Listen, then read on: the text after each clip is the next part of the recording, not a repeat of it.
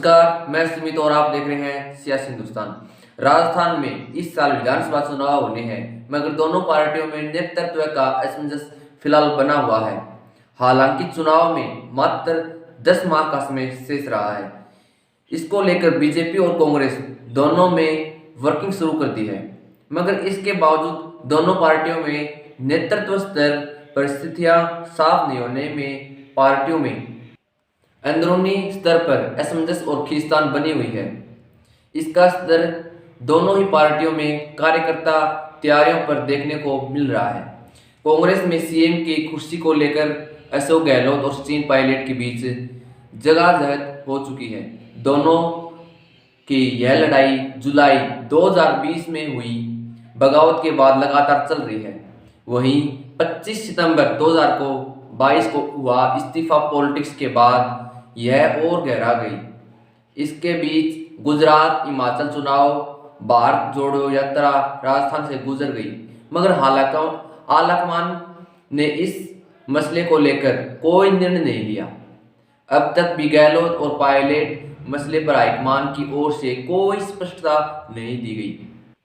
कांग्रेस के वरिष्ठ और केंद्रीय स्तर के नेता लगातार गहलोत और पायलट दोनों को जरूरी बताते हैं, बयान देते आ रहे हैं, मगर अब तक किसी भी खेमे के पक्ष या विपक्ष में यह स्थिति साफ नहीं हुई है कि अशोक गहलोत 2023 के अंत तक सीएम बने रहेंगे या चुनाव से पहले पायलट सीएम बनाया जा सकता है।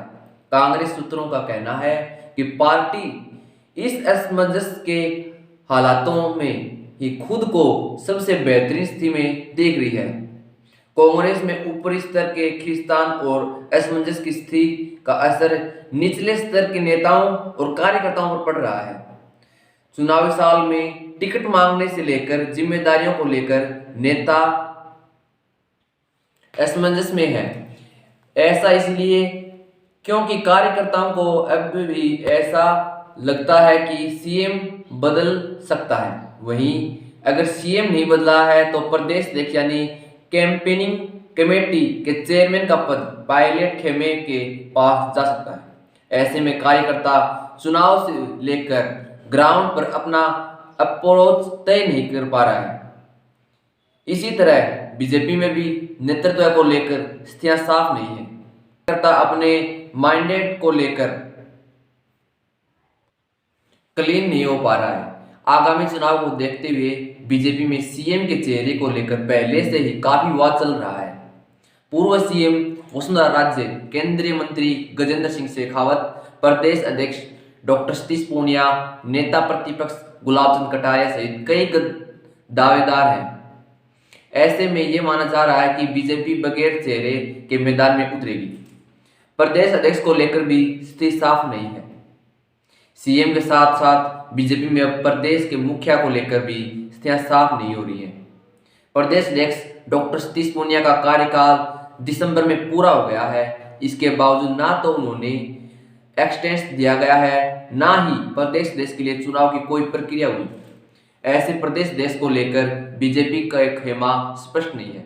हालांकि माना जा रहा है कि इस महीने के अंत तक बीजेपी में इससे लेकर स्थितियां साफ हो सकती हैं।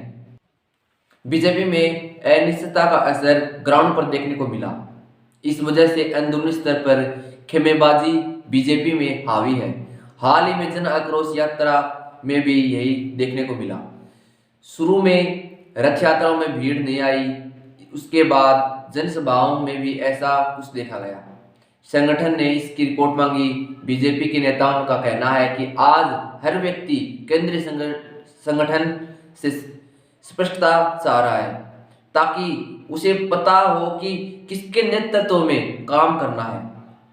कांग्रेस की बात करें तो पिछले दिनों दोनों चुनाव में ऐसा विवाद नहीं था। 2018 विधानसभा चुनाव में सचिन पायलट प्रदेश अध्यक्ष थे। वे 2014 के अध्यक्ष थे और यह तय था कि उनके नेतृत्व में चुनाव लड़ा जाएगा। इसी तरह 2013 में चुनाव के दौरान डॉक्टर चंद्रभान अध्यक्ष थे। वे 2011 से अध्यक्ष थे। ऐसे में तब भी कंफ्यूजन नहीं था। इसी तरह 2013 में चुनाव वर्ष में सीएम कुर्सी को लेकर कोई लड़ाई नहीं थी। तब भी सीएम अशोक गहलोत ही थे। बीजेपी में सीएम के चेहरे की नहीं रही लड़ाई। बीजेपी की बात करें तो 2018 और 2000 सीएम कैंडिडेट के तौर पर वसुंधरा राजे ही चेहरा थी। चेहरे को लेकर बीजेपी में आज जैसी कोई लड़ाई नहीं थी। 2013 में चुनाव से पहले अरुण चतुर्वेदी की जगह वसुंधरा राजे को प्रदेश अध्यक्ष बनाया गया था। उसके बाद स्थितियां तय थी कि राज्य के नेतृत्व में चुनाव लड़ा जाएगा और सीएम वही होंगी। हालांकि 2018 में प्रदेश अध्यक्ष को लेकर बीजेपी में विवाद हुआ था। तब लगभग 2.5 माह तक नया अध्यक्ष नहीं चुना गया। अशोक परनामी का कार्यकाल खत्म होने के बाद केंद्र नेतृत्व गजेंद्र सिंह शेखावत को प्रदेश बनाना चाहती थी, मगर वसुंधरा राजे इसके खिलाफ थी। आखिरकार मदन लाल सैनी को प्रदेश अध्यक्ष बनाया गया। उनके नेतृत्व में 2018 का चुनाव लड़ा। ऐसी ही और लेटेस्ट वीडियो को पाने के लिए आप हमारे YouTube चैनल को लाइक, शेयर एंड सब्सक्राइब करें। जय हिंद, जय भारत।